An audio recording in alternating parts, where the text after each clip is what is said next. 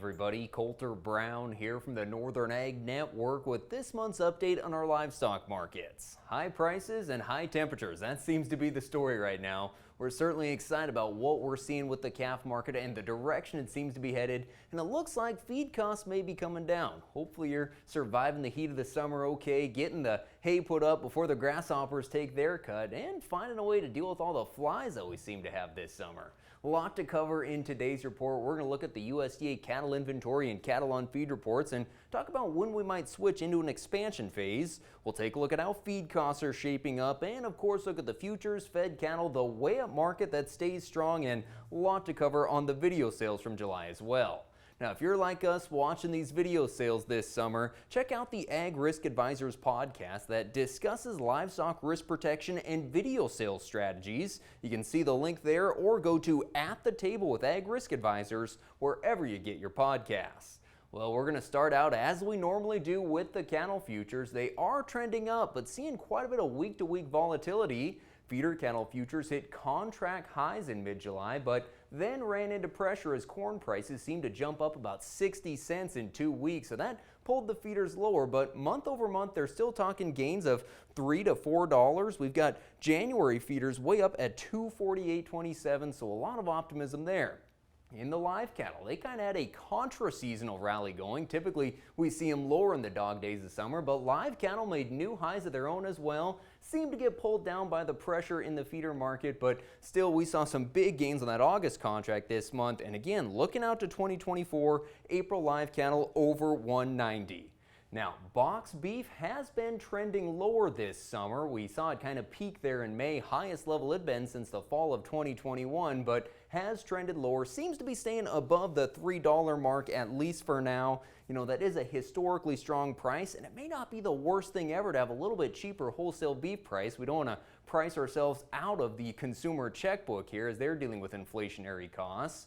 The cash-fed cattle market has been a source of support for the cattle futures. Of course, at the start of July with the big 4th of July holiday, packers back off the kill schedule, and we actually saw the cash price moving lower as packers were not participating in that market, but then they ended up short bought and feed yards used the leverage to push the market higher. Right now, we've got live cash cattle averaging about 186 and dressed up to 295.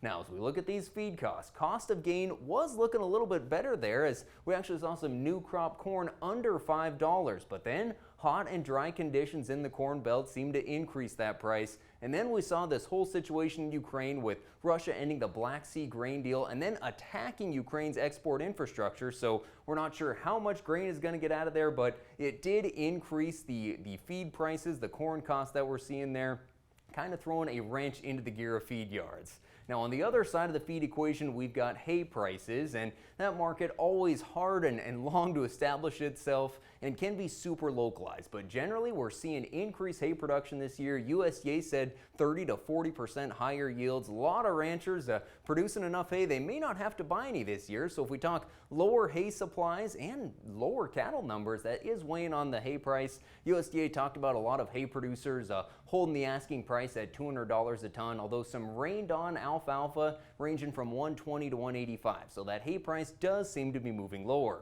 Now, of course, we have to talk about these video sales. 4 major sales in the month of July, and boy, you can see the effect that these cyclically tighter cattle supplies are having on the market. Feed yards really willing to pay more, and of course, a lot of cattle will head to grass as well. On the yearlings, that's where we're going to start, $50 to $70 a hundredweight over the sales a year ago. We saw the cattle country video sale very strong there with 8-weight yearling steers selling $240 to $249, 9-weights $236 to $245. In the Western video market sale, 9 to 9.5 weight steers $235 to $249, 10 weights $244 to $249.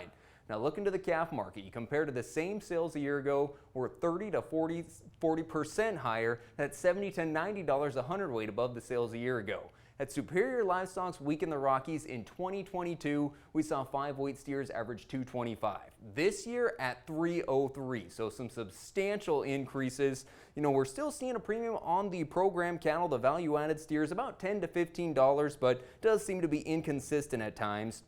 In the Superior Week in the Rockies sale, upper 4-weight steers sold $326 to $357 to a top of $370 on some Gap 4 steers, light 5 weights $306 to $320.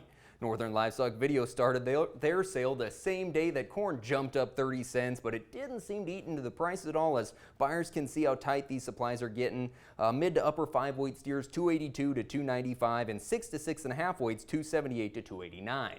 Noticeably less heifers in the sales this year. It could be that some ranchers are already starting to expand, or they may just have enough feed that they're going to background some heifers and then sell them into the winter. But we did see most of the 5-weight heifers selling in the 257 to 274 money, replacements 270 to 290.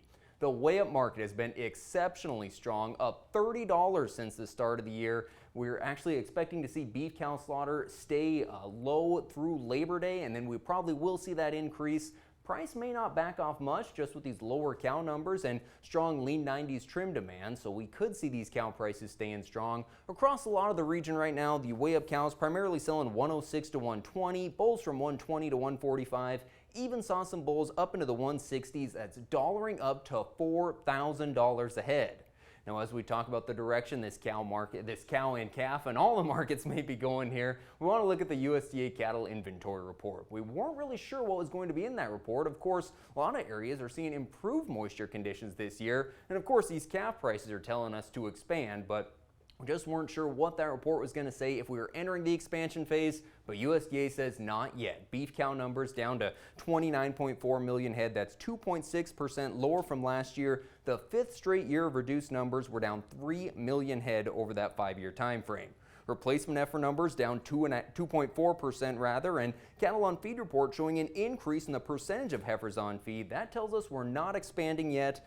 Just over 4 million replacement heifers is actually the lowest that's been in 50 years. Now, the sharp increase in calf prices, the better moisture conditions, hopefully lower feed costs, that's telling the industry to expand, but you can see how the drought conditions compare year over year there. Last year, 59% of the cow herd was in a tough drought situation. This year, that's down to 37%. So improved, but still a lot of drought out there that could cause more cow herd liquidation.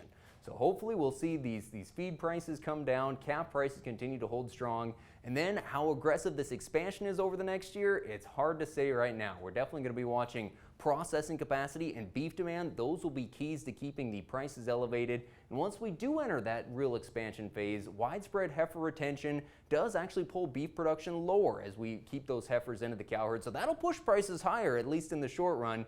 So there are a lot of things to watch right now, but we're optimistic about the future, and it looks like, at least for the next 12 to 24 months, cow-calf producers are going to be the ones holding the cards.